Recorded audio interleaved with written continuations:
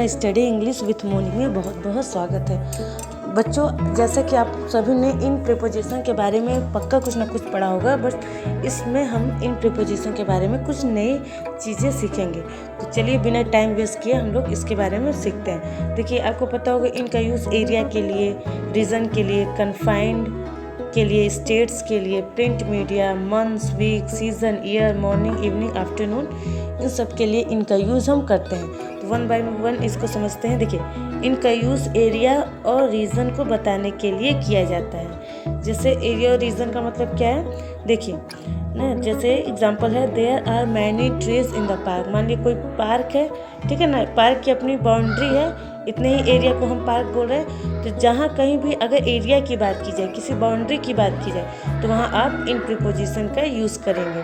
जैसे there are many books in the box. Box क्या है, उसकी भी एक एरिया है, ठीक है, यहाँ से यहाँ तक कि हम बॉक्स बोल रहे हैं, तो वहाँ इन यूज़ होगा। एक चीज़ और आप याद रखिएगा कि इन और इनसाइड में एक थोड़ा सा अंतर होता है। इनसाइड का यूज़ केवल हम 3 डायमेंशन ऑब्जेक्ट के साथ करते हैं, लेकिन इनका यूज़ 2D और 3D किसी भी ऑब्जेक्ट के साथ कर सकते हैं। जैसे यहाँ पे बॉक्स जो है ना, बॉक्स में आपका लेंथ, ब्रेथ, हाइट तीनों होता है, तो आप इन भी यूज़ कर सकते हैं, इनसाइड भी। लेकिन अगर हम पार्क की बात करें तो पार्क में सिर्फ लेंथ, ठीक है, पार्क में आपका क्या होता है ना, हाइट नहीं होती, लेंथ ब्रेथ होता है, मान ले, तो अब वहाँ आप इन यूज़ कर सकते हैं, इनसाइड यूज़ नहीं कर सकते। तो ये थोड़ा सा अंतर होता है इन और इनसाइड का, ठीक है। तो आगे हम बढ़ते हैं। तो देखिए, देयर आर 5 मेंबर। देखिए यहाँ इनका यूज़ क्या होता है, इनका यूज़ कन्फाइंड एरिया के लिए भी होता है। वही चीज़ जो हमने अभी पढ़ा, कन्फाइंड एरिया का अर्थ क्या होता है, किसी भी चीज़ से घिरे होना, उसके परे नहीं होना, किसी भी चीज़ से घिरे होना, मतलब उसकी बाउंड्री में ही रहना। अगर हम कोई भी ऑब्जेक्ट किसी बाउंड्री के अंदर ही है, तब हम वहाँ पे इन प्रीपोजिशन का यूज़ करेंगे। देखिए यहाँ पे कुछ एग्जांपल है, इसके थ्रू हम और इसको अच्छे से समझते हैं। देखिए, there are 5 members in my family. जो फैमिली होती है वो यही 5-10 लोगों का ग्रुप होता है। पूरी वर्ल्ड को तो आप अपनी फैमिली बोलोगे नहीं, तो उसका एरिया फिक्स होता है, ठीक है। तो जिसका एरिया फिक्स हो तो वहाँ आप इन प्रीपोजिशन का यूज़ कीजिएगा। इसी तरह देखिए, there are many trees in the park, ठीक है। पार्क, यहाँ से यहाँ तक कि हम बाउंड्री को पार्क बोल रहे हैं, तो उससे पहले भी इन यूज़ होगा। पॉकेट जो हमारी जेब होती है, तो उसमें, ठीक है, उसका भी एक एरिया होता है, यहाँ से यहाँ तक का, उसी को हम पॉकेट बोलते हैं, ठीक है। तो वहाँ भी आप इन यूज़ कीजिएगा। India, there are 29 state in India. India भी आपकी पता है, उसकी भी पता है कि यहाँ से यहाँ इतना किलोमीटर चौड़ाई और इतना किलोमीटर लंबाई का जो एरिया होता है, वही आपका इंडिया है, तो वहाँ आप इन यूज़ कीजिएगा। देखिए, देयर आर 31 डेज इन जनवरी। तो जनवरी भी आपको पता है 31 डेज का होता है। इसके बाद आपका फरवरी शुरू होता है, तो इसका भी एक कन्फाइंड एरिया है, इसकी भी एक लिमिटेशन है, तो इससे पहले आप इन प्रीपोजिशन का यूज़ कीजिएगा। वीक, देखिए, there are 7 days in a week. Week भी आपका 1 to 7 डेज का होता है, उसके बाद फिर से दूसरा वीक शुरू हो जाता है, तो इसका भी एक एरिया है, कन्फाइंड एरिया है। इतने तक कन्फाइंड मतलब इतने ही सीमा के अंदर है। तो कोई भी अगर ऑब्जेक्ट किसी सीमा के अंदर है, तो वहाँ आप इन यूज़ कीजिएगा, इसलिए यहाँ भी आपका इन यूज़ होगा।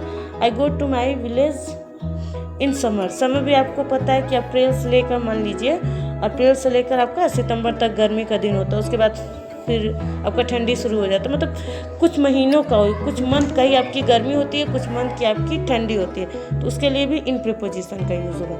I wake up in the morning. Morning भी क्या होता है आपका रात को 12 बजे से सुबह 12, दोपहर के 12 बजे तक होता है ना, तो इतने ही सीमा को हम मॉर्निंग बोलते हैं। उसके बाद आपका दोपहर 12 बजे से आफ्टरनून शुरू हो जाता है, तो इसकी भी एक बाउंड्री है, मॉर्निंग की भी एक बाउंड्री है, ठीक है। तो वहाँ भी आप इन का यूज़ कीजिएगा, ठीक है बच्चों।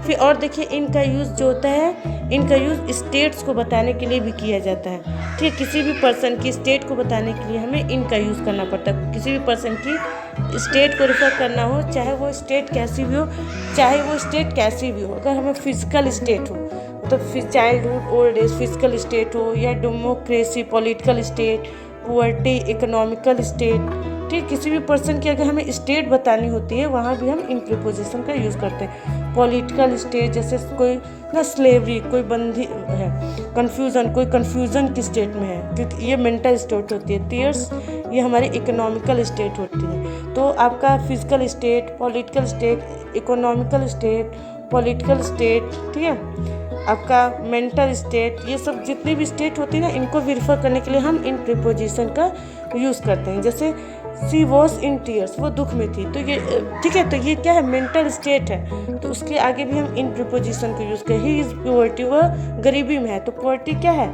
आपका इकोनॉमिकल स्टेट है, तो उसको भी हम इन प्रीपोजिशन के थ्रू रेफर करेंगे। आई होप आपको इनके कुछ यूजेस समझ में आए होंगे। इनके और फर्दर यूजेस हम नेक्स्ट वीडियो में एक्सप्लेन करेंगे। तो आपको ये वीडियो कैसा लगा, आपको कितना समझ में आया, इसमें अगर आपको कुछ चीज़ पूछना है जो आपको नहीं समझ में आया तो प्लीज़ कमेंट ज़रूर कीजिएगा। और ये वीडियो आपको कैसा लगा उसके बारे में भी आप कमेंट ज़रूर कीजिएगा। और आपका वीडियो देखने के लिए बहुत बहुत धन्यवाद।